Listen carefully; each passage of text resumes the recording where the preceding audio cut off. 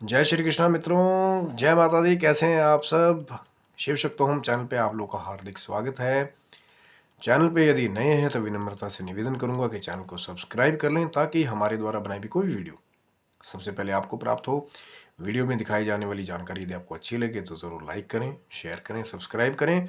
Channel को जब आप सब्सक्राइब रखते हैं तो जो अनायास ही हमारे द्वारा जो एक प्रयास किया जाता है छोटा सा, कि नित्य प्रति कोई ज्ञान की चर्चा हो, क्योंकि कल हो ना हो, आज समय है, ठाकुर जी की कृपा से जो समय मिल रहा है, कल समय हो ना हो, इसलिए नित्य प्रति कोशिश होती है कि जब तक ठाकुर जी ने समय दिया है कोई ना कोई ज्ञान की चर्चा आपके साथ शेयर की जाए। चैनल पे और भी बहुत सारी ज्ञानवर्धक वीडियोस हैं, तो चैनल को सब्सक्राइब करके आप उसका भी ज्ञान का लाभ ले सकते हैं। मित्रों, आज बात कर रहे हैं कृष्ण जो ये कृष्ण पक्ष है, माघ मास की एकादशी तिथि के बारे में। क्या इसका नाम है, क्या महात्म्य है, आज आपके साथ ठाकुर जी की कृपा से ये दिव्य चर्चा को करेंगे। लेकिन वही बात हर बार मैं कहता हूँ कि ठाकुर जी की कृपा से ही लोगों को इस कथा का श्रवण करने का लाभ मिलता है। अब वो अलग बात है कि जो लोग मंदिर जा कर के कथा सुनते हैं या अपने घर पे किसी ब्राह्मण देवता को बुलाते हैं, लेकिन यहाँ से भी जब जो लोग मंदिर नहीं जा पा रहे, किन्हीं कारणों से, कोई रोग है या कोई भी कारण है, समय नहीं है, ब्राह्मण देवता को घर पे आमंत्रित नहीं कर सकते हैं, तो एक छोटी सी हमारी कोशिश है कि यहीं से उनको जो है वो कथा का जो है श्रवण कराएं और ठाकुर जी करें कि आपको पूरा पूरा फल, अगर एकाग्रचित होकर के आप सुनेंगे, श्रवण करेंगे। अब होता है ना कि क्लास में कई बार टीचर पढ़ा रहा होता है, लेकिन जिस बच्चे का ध्यान होगा उस समय पूरा उस पाठ के ऊपर, तो फिर जब कल को एग्ज़ाम होगा तभी तो उसको पूरा लिख पाएगा ना। तो ऐसा होता है कि ठाकुर जी की कृपा से आपको तो कथा की प्राप्ति हो गई, लेकिन जब हम एकाग्रचित होकर के नई कथा सुनते हैं तो कहीं ना कहीं जो उसके महात्म्य है, उसका श्रवण करने का जो पूर्ण लाभ है, वो हमें नहीं मिलता है। क्योंकि ये बड़ी दुर्लभ कथाएं हैं, ठाकुर जी के दिव्य चरित्र हैं, और इनकी प्राप्ति भी, चाहे अभी आप अपने लैपटॉप पे या मोबाइल स्क्रीन पे देख रहे हैं, ये भी ठाकुर जी की कृपा से होती है। तो प्रश्न वही था कि क्या नाम है इस एकादशी का, क्यों ये उसका क्या महत्व है, क्या फल है।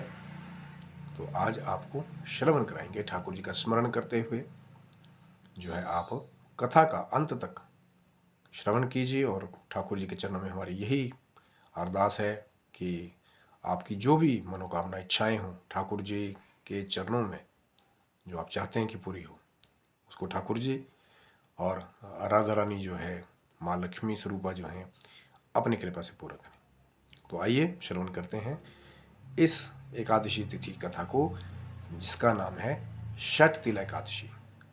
कृष्ण पक्ष माघ मास की ये एकादशी है।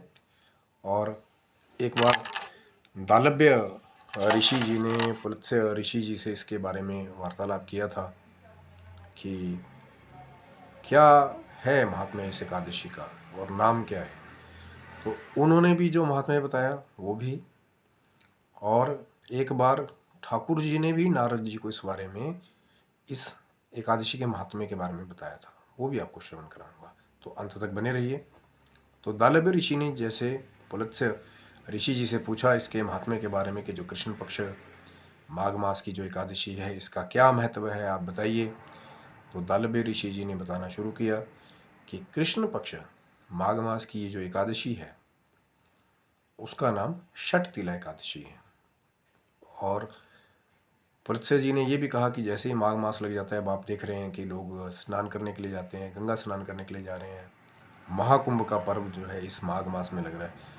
तो माघ मास में जब कोई भी भक्त अपने काम, क्रोध, लोभ, मोह, अहंकार को जो है वश में करके, इंद्रियों को वश में करके ठाकुर जी की भक्ति करता है, स्नान दान आदि करता है, तो उसका कई गुना फल उसको प्राप्त होता है। माघ मास की इतनी बड़ी महिमा है, जब बड़े बड़े ऋषि मुनि जो है वो गंगा जी के तट के पास भी जो है स्नान करने के लिए जाते हैं, एक एक महीना पूरा माघ मास वहाँ पे रहते हैं, तभी तो महाकुंभ का इस बार जो प्राकट्य हुआ है प्रयागराज में, उसका बहुत बड़ा महत्व है, स्नान करने का भी और वहाँ पे दान करने का भी, उस घाट पे पूजा करने का भी। लेकिन जो घर बैठे हुए हैं वो भी लाभ ले सकते हैं गंगा जल को। आपने थोड़ा सा गंगा जल लिया, उसको अपने पात्र में डाल करके फिर उसे स्नान करके घर पे वो भी उसका लाभ ले सकते हैं। और क्यों जो तिलों का महत्व इस दिन बताया गया है, तो दालभ ऋषि जी को वत्स्य जी ने बताया कि माघ मास में आदमी को स्वच्छ शुद्ध रहना चाहिए, भगवान की भक्ति करनी चाहिए। अगर हो सके तो उपयुक्त नक्षत्र में तिल, कपास, गोबर, जैसे जो कपिला का गौ या देसी गौ का जो मिल जाए तो वो अति उत्तम, उसको मिला करके फिर तिल मिला करके कंडे बना लेने चाहिए। फिर उस कंडों से 108 हवन जो है वो करने चाहिए। अगर घर में करते हैं तो भी उसका बहुत बड़ा महत्व है, किसी मंदिर में करवाते हैं तो भी उसका महत्व है। और षट तिला क्यों कहते हैं? षट तिला इसलिए कहते हैं कि इस दिन 6 कर्म है तिलों के मेन, जो करता है जो महत्वपूर्ण कर्मों को, उसको कई गुना लाभ प्राप्त होता है। पहला, तिल के द्वारा स्नान करना, बड़ी ध्यान से सुनिएगा, 6 जो कर्म है, तभी षट तिला 6। तिल के द्वारा स्नान करना, जिस भी जगह पात्र में आप स्नान करते हैं जल में थोड़ा सा तिल डाल करके, गंगा जल डाल करके आप स्नान कीजिए जिस दिन आप व्रत कर रहे हैं। तभी तो एकादशी के दिन इसका जो है बहुत बड़ा महत्व है। दूसरा, तिल के तेल का उपटन लगाना। जैसे तिल का तेल लिया, उसको अपने शरीर में आपने मार्जन किया। दूसरा उपाय ये है तिल के तेल का उपटन लगाना, जो तिल का तेल आजकल तो मार्केट में उपलब्ध है। तीसरा है तिलों के द्वारा हवन करना। जो समझदार लोग हैं वो पहले से ही महातिथियों में ब्राह्मण देवता को घर बुला करके उनको जो है आदर सत्कार के साथ निमंत्रण दे करके फिर हवन पूजन घर में करवाते हैं कि घर की शुद्धि भी हो जाए, और ठाकुर जी के निमित्त जो हवन करते हैं फिर तो कहना ही क्या, कई गुना फल है। तो तीसरा हो गया तिलों के द्वारा हवन करना। जैसा पहले ही पल्से जी ने बताया था कि कंडे, गोबर, कपास, तिल को मिला करके कंडा बना करके फिर उससे हवन करना।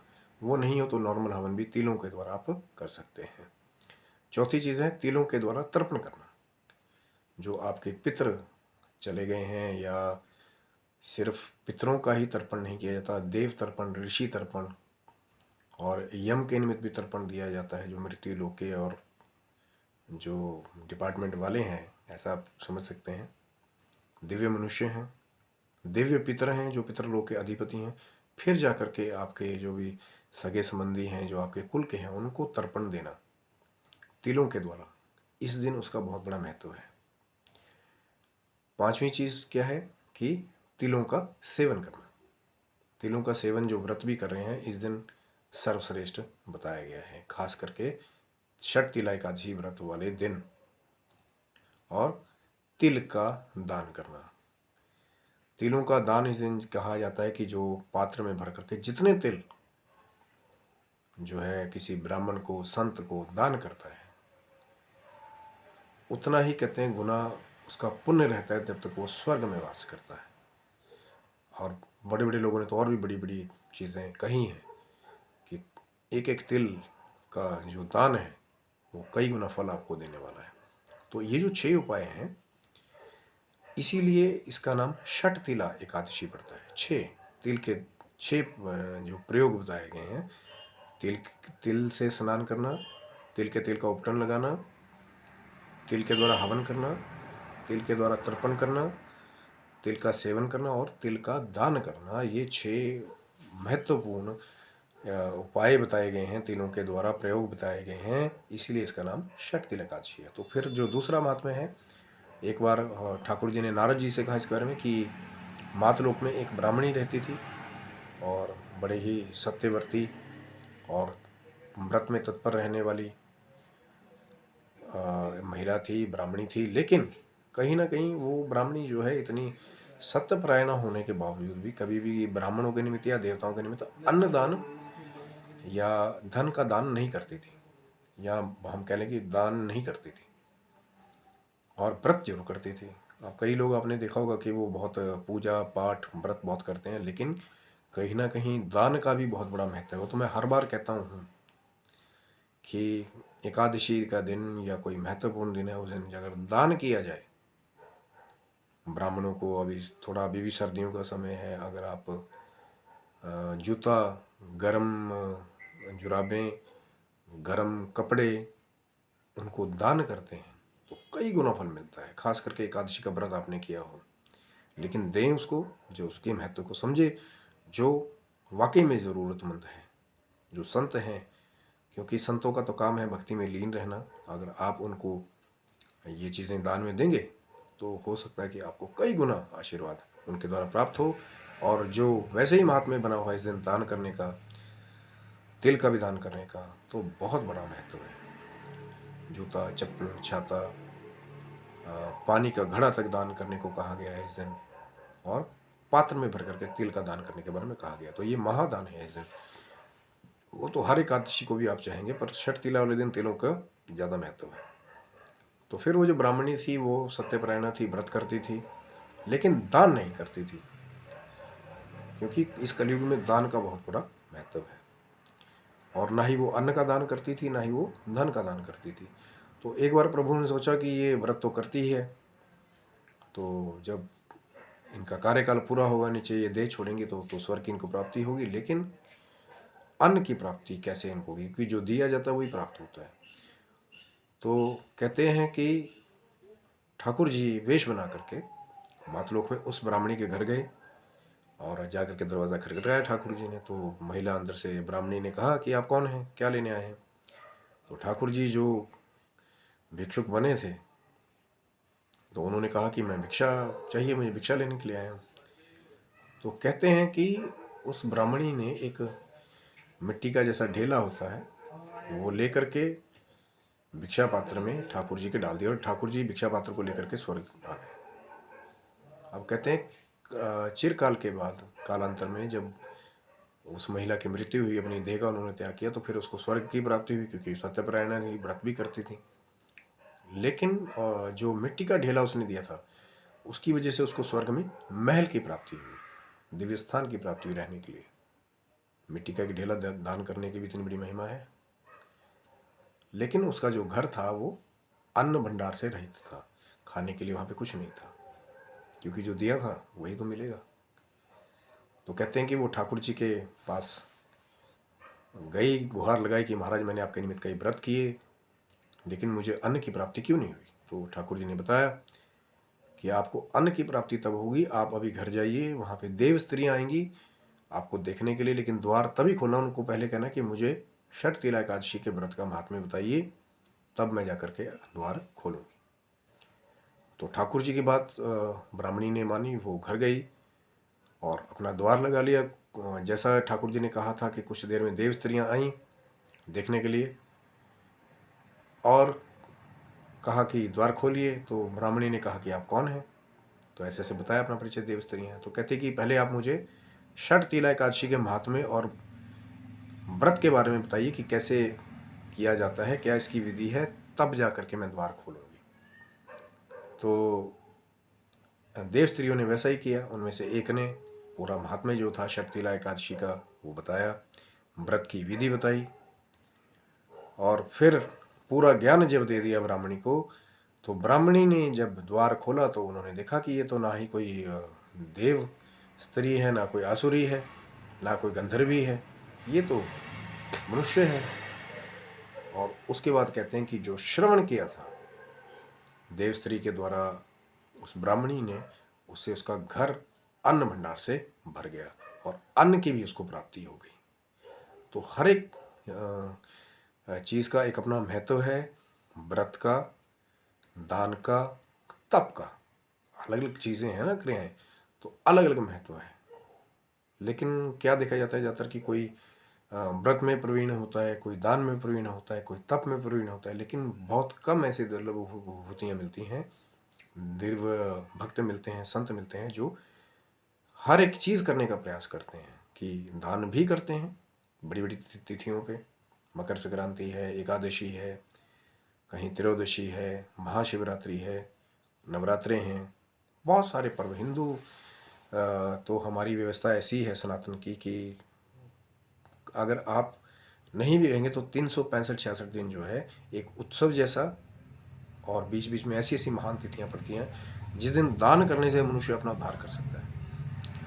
तब तपस्या यानी कि जब हम सेवा करते हैं शारीरिक रूप से, किसी मंदिर में, देवालय में किसी मंत्र का जाप करते हैं, किसी गंगा घाट के किनारे, गौशाला के किनारे, या जो दिव्य संत हिमालय के उस पर चल जाते हैं तो उनका यात्रा पे जाते हैं, उसका एक अलग फल तपस्या को उनको मिलता है। और फिर व्रत, जब व्रत करते हैं जैसा कि ब्राह्मणी ने किया, छठ तिला एकादशी का फिर व्रत किया, महात्म्य को सुना, और फिर उसका जो घर था वो अन्न भंडार से भर गया जो उसको कमी थी। व्रत का ये महत्व है।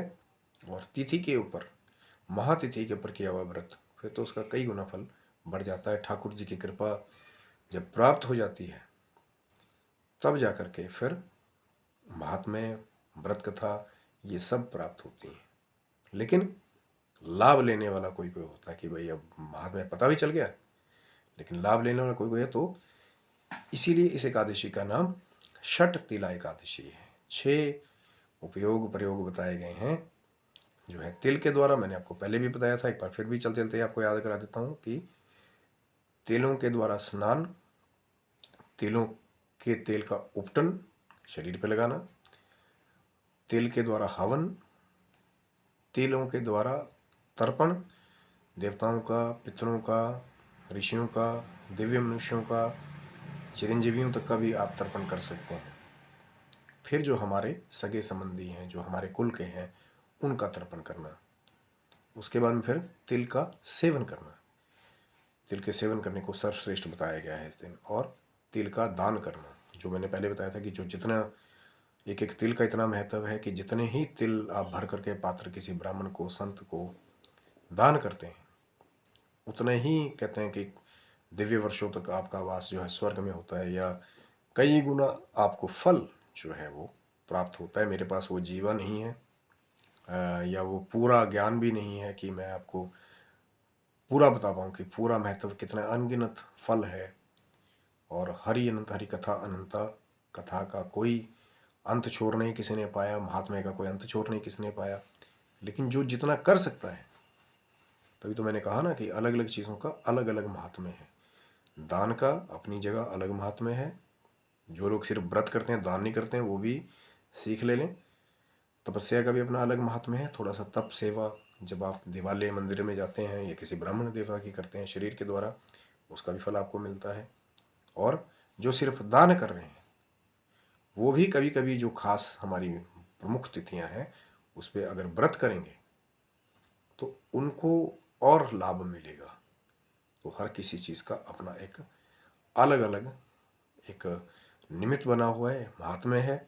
और वही बात है कि ठाकुर जी के चरणों में जो पूजन करते हैं, चाहे आप 16 उपचार से करें, चाहे पंचोपचार से करें, आज के दिन ठाकुर जी का जो पूजन किया जाता है एकादशी के दिन, और रात्रि में जैसा दिन में व्रत किया, आपने संकल्प लिया, जो रात्रि में भजन पूजन और जागरण अगर आप कर लेते हैं तो एकादशी का पूरा पूरा फल लेने का एक आप अधिकारी हो जाते हैं। और फिर अगले दिन द्वादशी में जैसे बना हुआ है, सूर्य उदय के बाद आप पारण करें, ठाकुर जी को भोग लगा करके प्रसाद, तुलसी दल, शालिग्राम जी का जल लेकर के, अगर वो भी नहीं उपलब्ध होता तो तुलसी का पत्ता ठाकुर जी के निमित्त भोग लगा करके फिर अपने व्रत को आप ठाकुर जी के चरणों में समर्पित करें। और फिर जो है आप पूर्ण फल जो है उस व्रत का ले सकते हैं। लेकिन साथ में जो एकादशियों के उद्यापन का भी जो ज्ञान है ब्राह्मण देवताओं से, संतों से, उनको भी लेकर के रखें। उद्यापन भी जो है एक माध्यम है अपने फल को सशक्त कर देने का और ठाकुर जी की कृपा को प्राप्त करने का, माँ लक्ष्मी की कृपा को प्राप्त करने का। तो ये था मित्रों वीडियो षट तिला एकादशी के महात्म्य के बारे में। आशा करता हूँ वीडियो आपको अच्छा लगा होगा। आप व्रत करें, ठाकुर जी करे कि आप निरोग रहें, स्वस्थ रहें, उस दिन अच्छे से व्रत करें। अगर व्रत नहीं भी कर रहे होंगे तो भी चावल का इस दिन निषेध करें। चावल जो है वो एकादशी के दिन खाना वर्जित बताया जाता है। लेकिन जैसा मैंने आपको बताया कि तिल का सेवन करना सर्वश्रेष्ठ है। तिल का दान करना इस दिन सर्वश्रेष्ठ है, इसीलिए इसका नाम षठ तिला एकादशी है। तो चाहे व्रत करें ना करें, रात्रि को चाहे आप मध्य रात्रि तक जागरण करें, ठाकुर जी का नाम संकीर्तन करें, राधा रानी के नाम का संकीर्तन करें, और अपने जीवन को, जो भी आपकी भौतिक यात्राएं हैं और जो आपकी आध्यात्मिक यात्राएं हैं, उनको कल्याण की ओर, उन्नति की मार्ग की ओर आप अग्रसर करते रहें। और वीडियो अगर आपको अच्छा लगा होगा, महात्म्य तो ज़रूर लाइक करें, शेयर करें। कोई चीज़ आपको नहीं अच्छी लगी होगी तो कमेंट बॉक्स में कोई कमी लगी हो तो हमें बता सकते हैं, लेकिन मर्यादा का ख्याल रखें, क्योंकि माताएं, बहनें, बच्चे सब कमेंट्स पढ़ते हैं। एक छोटा सा प्रयास है सात्विक चीज़ को प्रस्तुत करने की। कई बार कुछ कमी छूट जाती तो आप मर्यादित शब्दों में हमारे को बता सकते हैं। तो आप स्वस्थ रहें, मस्त रहें और दीर्घायु हों, निरोग रहें। ठाकुर जी की और माँ जगदम्बा की कृपा सदा आपके पूरे परिवार के ऊपर बनी रहे। जय श्री कृष्णा। राधे राधे मित्रों।